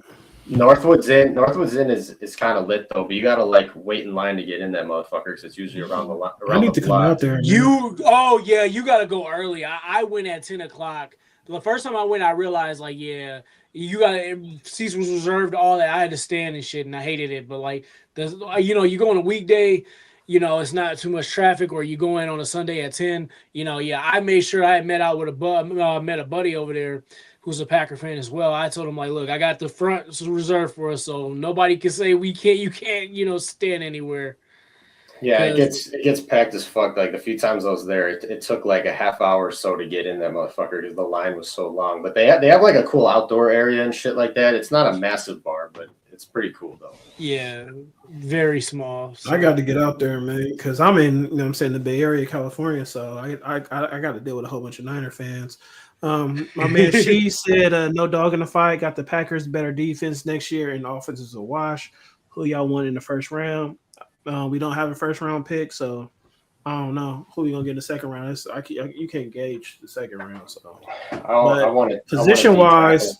Yeah, I was about to say I could go position wise is either a tackle, somebody in the trenches. I wouldn't be mad if it's an offensive lineman, but trenches and then cornerback or secondary, man. So I mean, we got 2 picks. I think we got 2 picks in the second round. So I mean, we got 2 picks. If I'm not mistaken, yeah. I'll look that up right now. I'm pretty sure. But Adam, man, you're gonna have to come back, man. Like it could get crazy up in here. Like I said, we have different fans come on, they give their perspective, and then we got a lot of Niner fans that's gonna hate. We got a couple Bears fans that be on here talking crazy. So, man, stick with us, man. It's gonna be some trash talk, bro. Man. Oh yeah, you know what I'm saying? Like Bears fans, and like I said, I had to give it to Caleb this year. You know what I'm saying? He made the plays to beat us. But it's like if you really but he thinks Caleb Williams is better than Jordan Love. It's like, how is he better than Jordan Love? Like, he says he doesn't see the it factor in Jordan Love, but you see the it factor because of all these comeback wins. Like, and Rashad says it doesn't always translate to the next season. You know what I mean? Like the Vikings, they win all them close games and then fell off the next year. So the close games don't mean nothing. Yeah, they do. No, they do have one. I thought they had 2. I could have swore they had 2, but they have 1. Did they trade it away?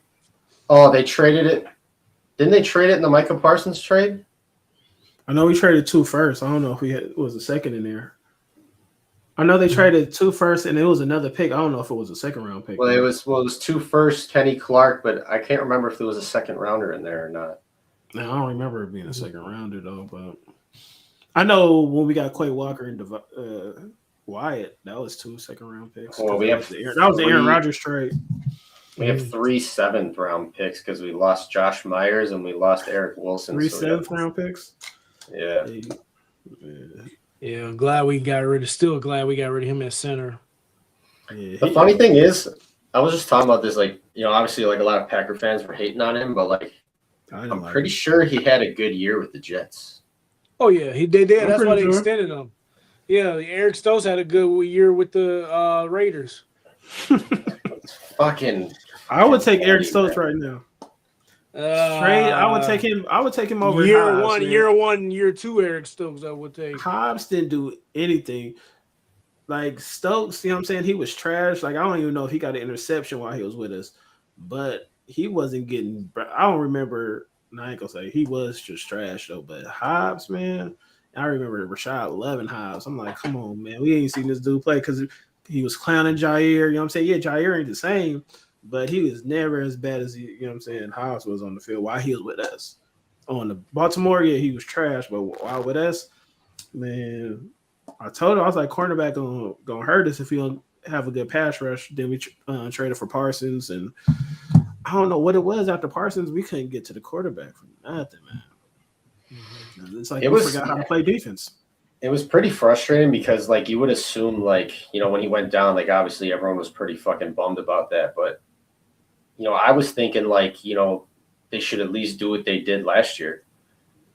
You know what I mean? Like, they should at least, like, not that our pass rush was elite last year, but it was better than this. It was better than this. Yeah. You would think, you just like, come on, like, I don't know if Halfley, like, after Parsons got hurt, he just shut it down. Like, I don't know what happened, man. It was bad, but I'm glad that's over. He ain't with us no more. Like I said, Halfley, he was legit. He was a legit defensive coordinator.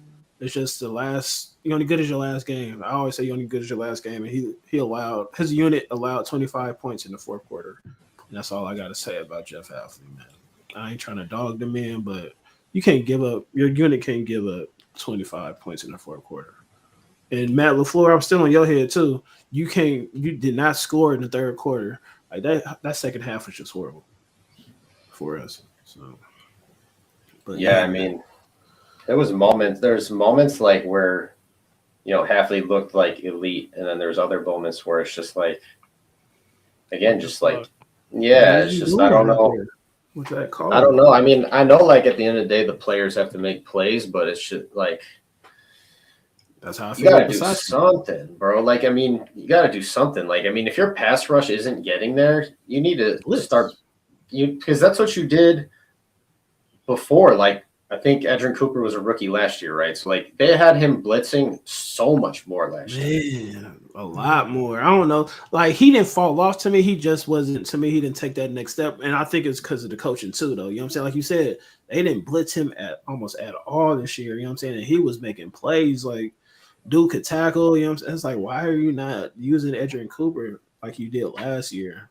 Yeah, but I don't really think he took a step back or anything. I think they were just using him differently. They were just using him differently than they were before. Use him more as a linebacker. It's just like, nah, send this dude. Like, this dude got killer instinct. Like, this dude is a playmaker. He's more of a playmaker than all the linebackers we got outside of Michael Parsons. It's like, let that boy go. So hopefully. Like I said, I just hope the best, man. I'm tired of the lip service with the coaches and the GM. Like, dude, just win the game, man. I don't want to hear it no more. Just win. Stop. I'm just tired of losing and lose.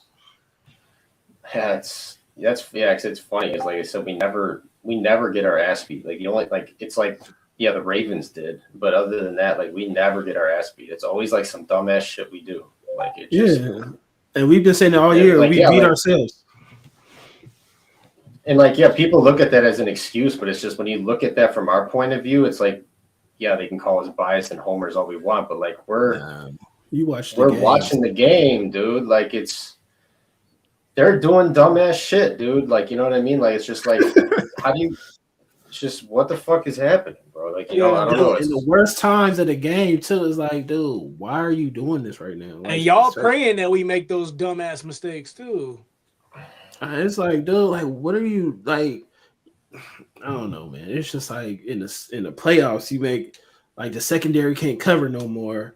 Like, y'all can't tackle, or even in the season, like Valentine, like wrap up. Like, dude, okay, the first game you missed that tackle. It's like, why are you still trying to just hit people? Wrap up, and he never learned the whole season to wrap up. It's like, dude, what is you doing? Like, out of all, I don't know how. I don't understand how, bro, because like I played football and it's just like, dude, you learn to wrap up in like fucking early like JV high school. You learn how to wrap up, bro. And in the pros and don't know how to tackle. And it's just, dude, like he fucking killed me when we played. I don't know if it was the first or second Detroit game, but it was the one the touchdown they scored right before half. Quentin Johnson, and he fucking Dude had him dead to rights in the fucking backfield, and he just throws a shoulder at him, like side hit him, throw a shoulder at him. Dude bounced off him and ran in for a touchdown. I was like, yeah, because bro, if you don't want to take the hit, grab a fucking ankle, bro. That's what I'm saying. Grab an ankle, grab something. Other people will come and make the tackle. I forgot because I know St. Brown was out the game. Yeah, it was a second receiver. I forgot his name. His goofy ass. It was. I don't know if it was Jameson. It was Jamo. Yeah. We made Jamo look like he was, man, top tier. You know what I'm saying? Because we couldn't. We can always talk about it. We got plenty of off season to talk about. But it's just funny how our safeties aren't afraid to hit. Every one of our safeties, the weakest hitter is Xavier McKinney, but he still makes tackles. Yeah. Our fucking corners can't tackle for shit, dude. I mean, Keyshawn was okay, but in general, they just can't tackle at all, bro. How does Evan Williams isn't that big, and that dude's hitting running backs like it's his fucking life. You know what I mean? Like, we need more Bull. Bull needs to get in there and show him how to, like, he needs to pull Valentine to the side, and the cornerback as a whole, and like, yo, like, I'm about to show y'all how to tackle, man. Like, and he the youngest, you know what I'm saying? So, but he needs to get in there. Valentine, man, like he's my favorite. I like the way he, you know what I'm saying, he like to talk trash and all that, but you can't be talking trash and just can't tackle and getting burnt like that, man. So Yeah, I mean, there's moments he looks good in coverage, and like when that's a lot of times when he's talking and shit. But it's just like, bro, yeah, he's so bad at tackling. I don't understand how you're a pro athlete and you're that. And bad. this is your job. Like I know you're trying to tackle other men that are fucking grown ass men too, but it's just like, bro, you got to make a better effort. He don't even he don't even try to tackle. He just hits you with a shoulder and they just bounce right off. It's like for the whole season though. It's not like it was just once in a while. It's like you just can't tackle. It's like, dude, and we just that's our second string quarter. I mean, that's our second cornerback. It's just horrible. So they definitely gotta. But Adam, man, like I said, man, I appreciate you coming on. We're not gonna have a show. It's every other week right now. So for sure, if you want to hop on, man, we appreciate you, man. It's usually two other ones. Or there's three. It's Rashad. It's Green Bay Gus, and then it's Cousin Mike, and then we got Swag sometimes. But go ahead. No, I'm just saying it's about like five of us in here. But man, if you want to come on, join us, man. We appreciate you, man. Yeah, hell yeah, bro. Appreciate you guys having me, dude. No, yeah. I remember running into. I was telling Josh the other day, I said how I ran into you. I think we was on fucking ESPN Milwaukee's post. I hate that page so fucking much, by the way. They talk way too much shit, bro. Like dumbass shit, dude. Like, fuck. Yeah, no, that old dude Homer on there was talking shit. Jordan Love cannot be trusted. I'm like, oh, the fucking overreactions. I think you had responded because we was just talking about how we fucking hated, like how this channel just overreacts to bullshit. Yeah, that other fucking fat motherfucker that has the facial hair, the red facial hair, he's always saying some dumbass shit too, dude. No, I know what you talking about with the glasses, yeah. Yeah, dude. Yeah. I need to come on there. I need to watch it. I need to go on there. Nah, don't follow that page. You might use it as troll fuel, but nah, I get pissed off. I get pissed off at Kimura too on that show. Yeah, it's just I did want to like say on like you brought up, or I talked about this in my podcast too that I dropped today, but I don't know, like before, like a lot of people do think that LaFleur is keeping Jordan on a leash, and I could see that before. I don't think that's the issue this year because he knows what Jordan can do, and they wouldn't have paid him that amount of money if they felt that way. Like you just see the way he talks about Jordan. I don't think that's the thing anymore. I think Matt just wants to always have control of the plays and just do shit the way he wants to do it. And I think that's how he does. But you don't think that hinders though? I think that hinders. But right, but I don't think it's like his mindset's like, I don't think I can let Jordan do something. Like I don't think he might not do it purposely. I don't think that's his thing anymore. But like where I do notice that is like I talked about in the pod was like the Cowboys game, for example. That game, it seemed like he just let Jordan go. Like not like obviously he's calling the plays, but it just seemed so much. When you watch the offense, just seemed like freer. I don't know if you guys saw that at all. It just seemed like they were just they were scoring at will, bro. It was just like it was defense that fucked us. Well, right, but it was just special teams too. Yeah. McManus forgot. Yeah. But like you said, I'm saying, like it's a couple games. I forgot what game it was that we choked off, and then for like 3 or 4 games, Jordan Love was even. I think it was the Pittsburgh game. Jordan Love was just going off. It's like, okay, Matt, letting him do his thing.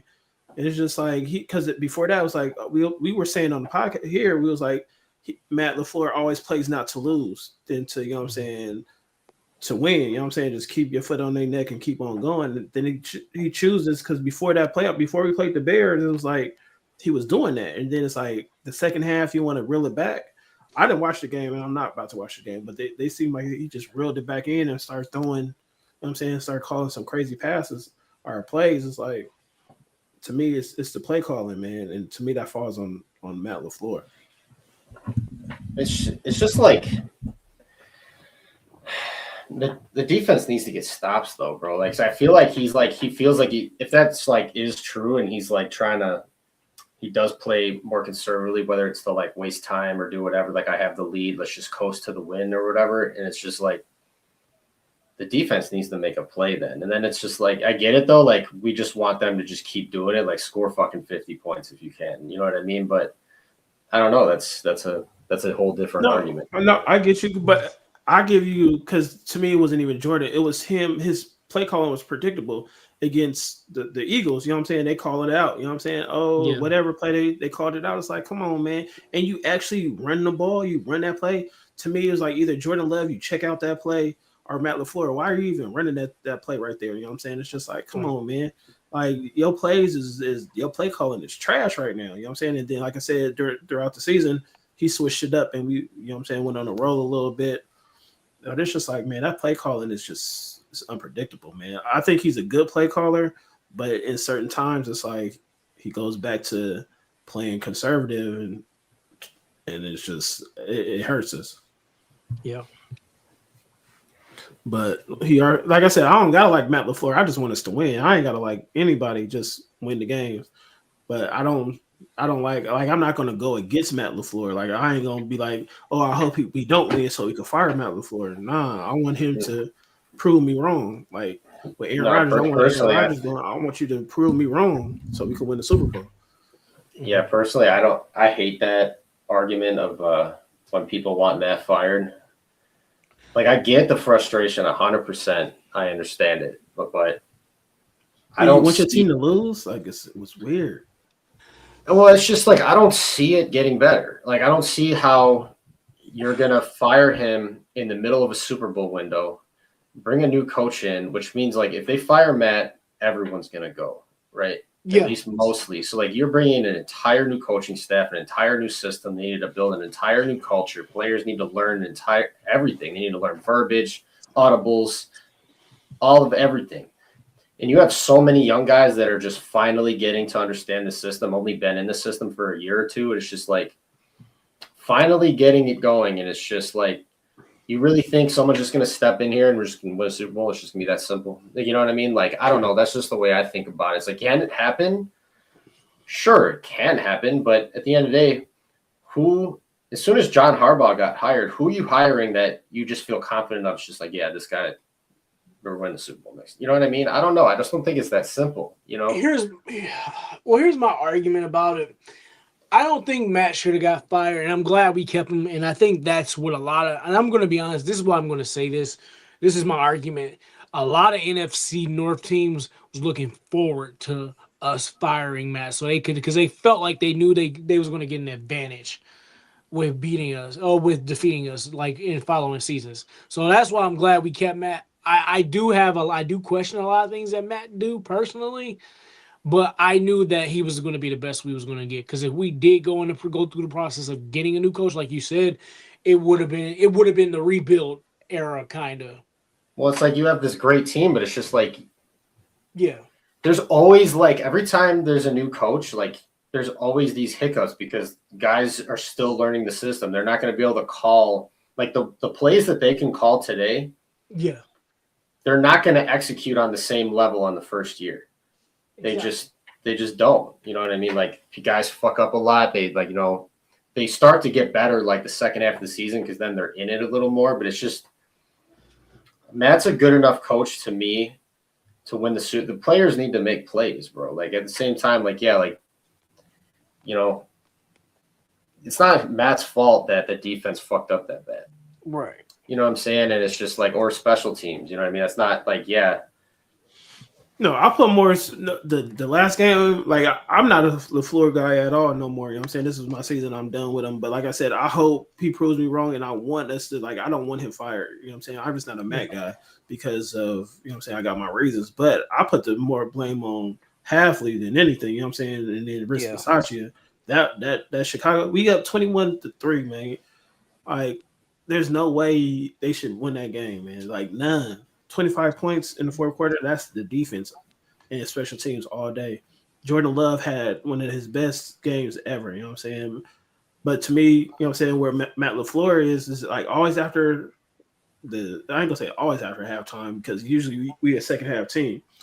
But it's like, man, it's like one quarter at that one time where we always go up, and then it's just that dead period. It's like we can't get the ball rolling, and that bit us too. You know what I'm saying? But we still was good enough to win that game.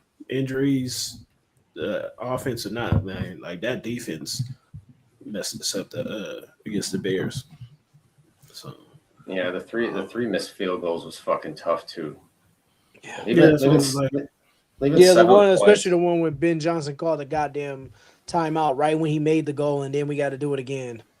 And then Christian Watson and Jaden Reed dropping balls. You know what I'm saying? Like I can't blame that on LaFleur. Like they should have had those balls. Like those was good. Those was catchable balls, man. At the last drive, and we should have made those plays. You know what I'm saying? Like we should have scored a touchdown again because the Bears defense is trash. You know what I'm saying? Like they're not a good defensive team. You know what I'm saying? Like, yeah, their offense could get it going in the second half, but their defense is still trash. You know what I'm saying? Like they're not a good defense. And that's to me, I thought I'd never say that because I thought they was Bears is just strictly defense with Urlacher and them boys.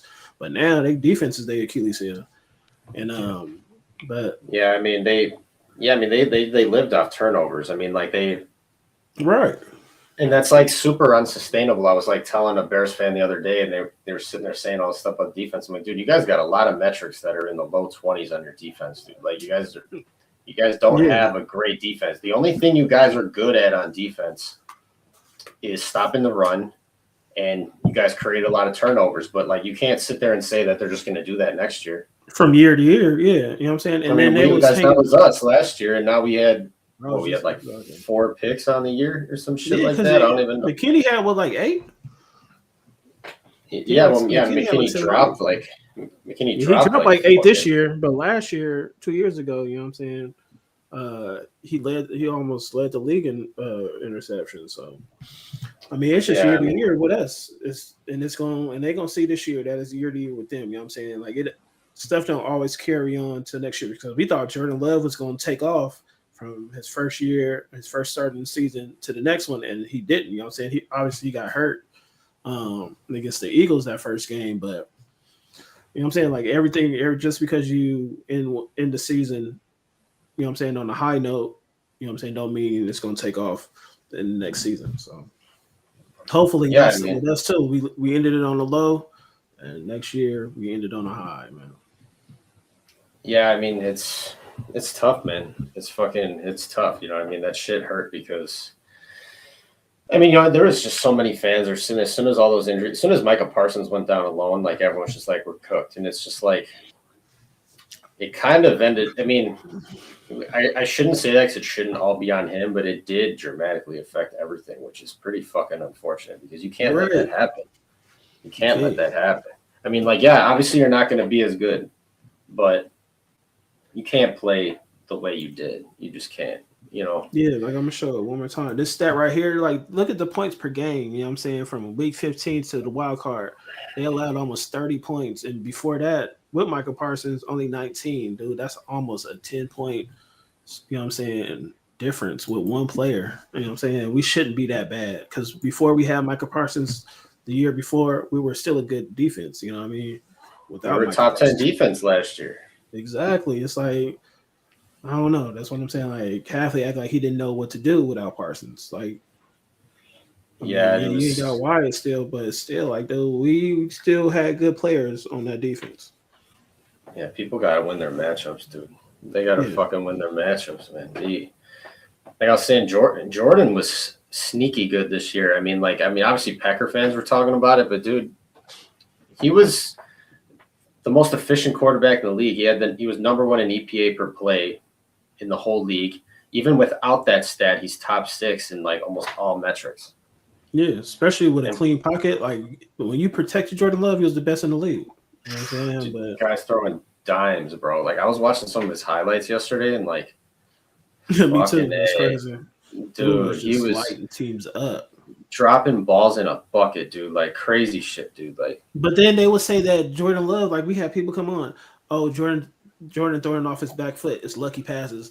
But when Caleb do it, it's, you know what I'm saying, it's cool. But when Jordan Love lucky passes, that's it was how Aaron he Rodgers. is. That's what I'm saying. It's a learned behavior. Like this dude do it all the time, so it's not lucky. You know what I'm saying? Aaron Rodgers, he learned from Aaron Rodgers. Aaron Rodgers was doing it all the time. Like he's not Aaron Rodgers though, but you know what I'm saying? That's who he learned from. He's throwing off his back foot because that's how he throws. You know what I'm saying? Y'all saying, oh, it's luck. No, it's not luck. That's just how he throws. It's not luck anymore. Like if you wanted to argue that the first 2 years, like when he kind of was doing like more of the Caleb Williams shit, when he was kind of just making some like crazy outlandish fucking throws and they were landing and like they were just like, God damn, like a lot of his shit were like highlights, like exactly highlight reels. And like it wasn't as much of like the flashy shit this year. He was just in general all around a better quarterback. He was tearing teams up, man. He was carving teams up. He was top 3 in MVP voting for like a good portion of the season. Yeah, until he lost. I mean, like he never had his whole arsenal. You know what I mean? Like he didn't start off with Watson. You know what I'm saying? And then every receiver missed some time. Wicks was, you know what I'm saying? It was a no-show. A lot of the games. I forgot about that. Yeah, we forgot about Wicks. You know what I'm saying? And Wicks 2 years ago was good. You know what I'm saying? It's just like you never know who's gonna have a good dude. We got so many weapons. It's like. I didn't even think about that. We're sitting here talking about the receiving fucking room. That's what I'm saying. And I tell people, like, I was like, yo, look at all the weapons, the receivers in the NFC North. Look at Minnesota. They're better than us talent-wise. Look at Detroit. They're better than us talent-wise. And then you can say the same thing for Chicago. Talent-wise, they're better than us. But we got Jordan Love does the most with the least talent. You know what I mean? Like, come on. If he had the talent that those other teams have, man, you couldn't tell me nothing, man. Jordan Love is killing with them teams. You know what I'm saying? Like for real. He does the most with the least. I mean, I think people outside, I don't even say outside of our fan base, but some of our receivers are a little underrated in my opinion. Like I think some of them are pretty fucking good.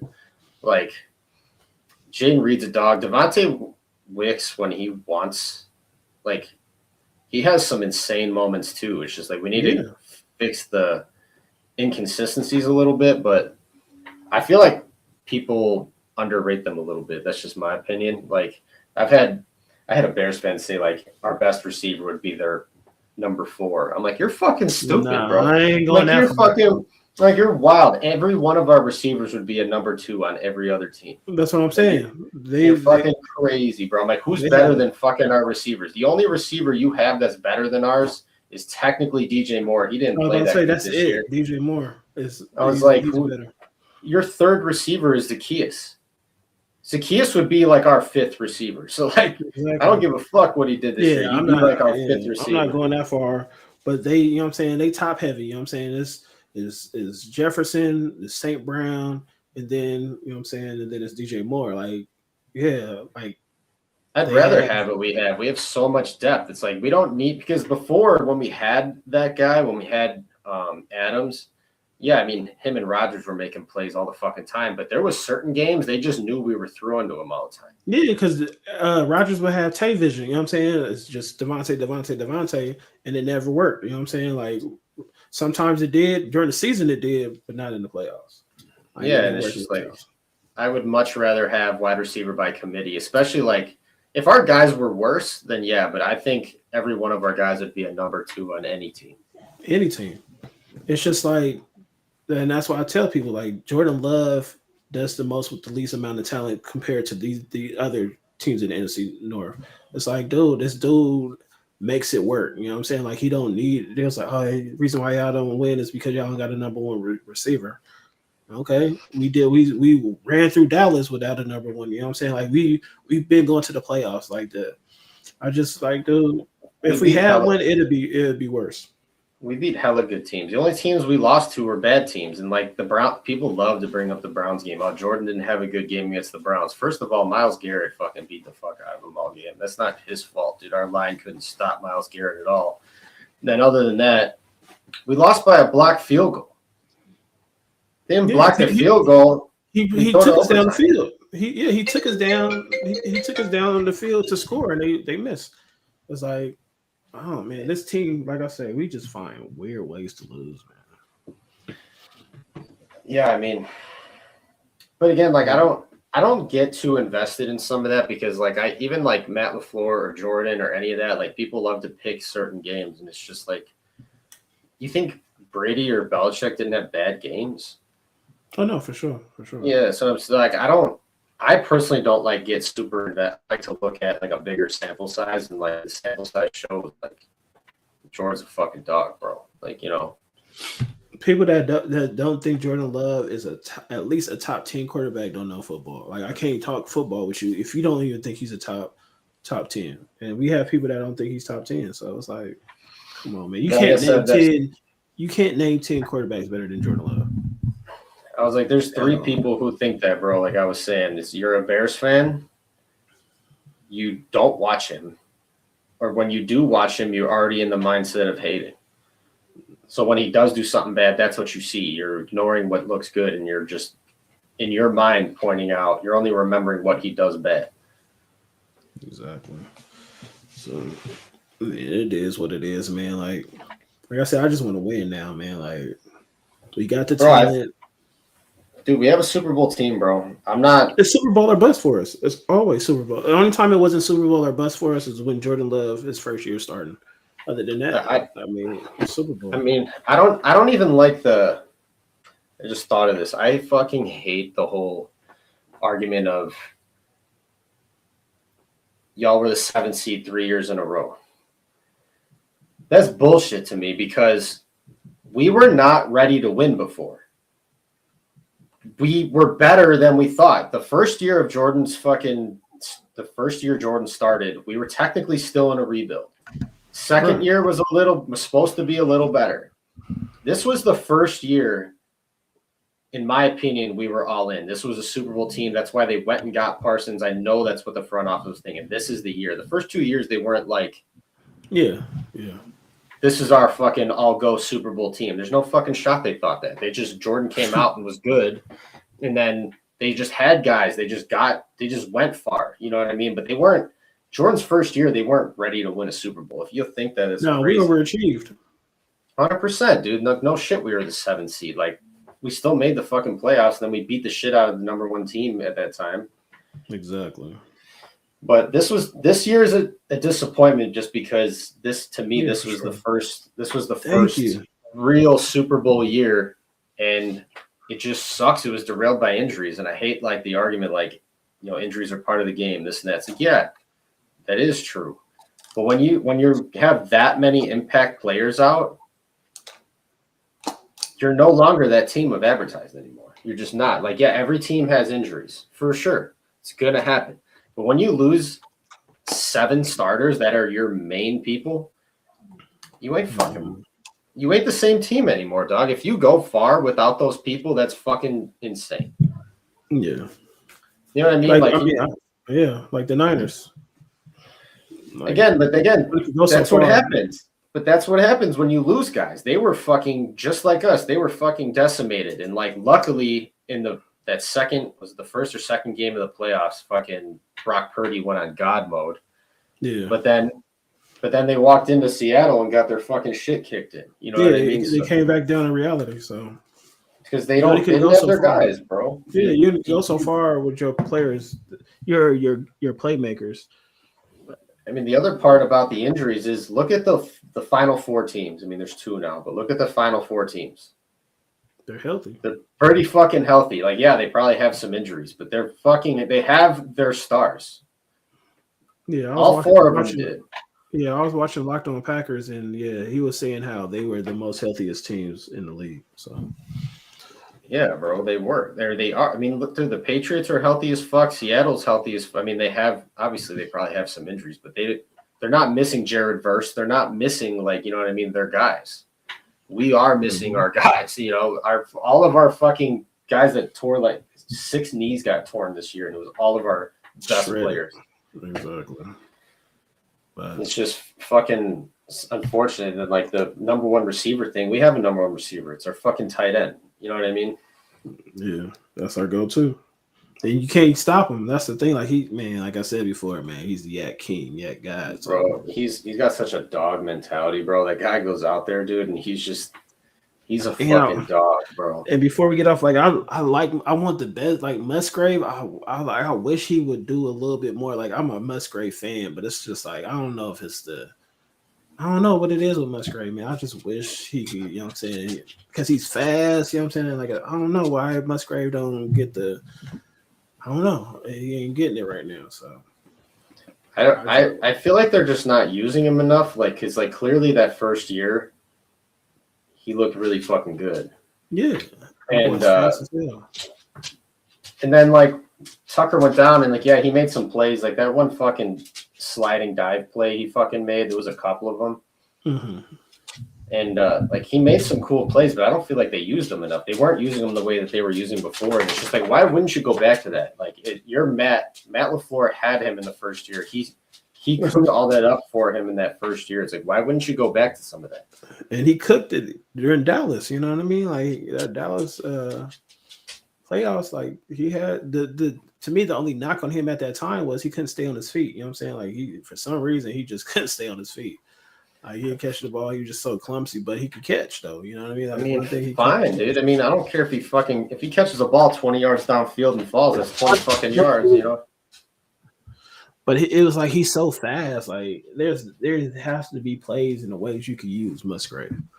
So Yeah, I don't think they used them right this year, dude. but yeah, They need to learn from this shit, bro. Because I'm frustrated too, bro. I think it's fucking. Oh bullshit, yeah, that's but- why I'm like all that. I'm tired of the talking they doing. Like, dude, just win. So hopefully, you know what I'm saying. But hopefully, like I said, man, hopefully you come back on like we doing it every other week since the season not here. During the season, we do it every week, or we try to do it every week. But man, I appreciate you coming on, man. For sure, man. Thanks for having me. Yes, sir, man. So till next time, man. We up out of Sure, here. bro. Yeah. Sure, bro. Have a good night, bro.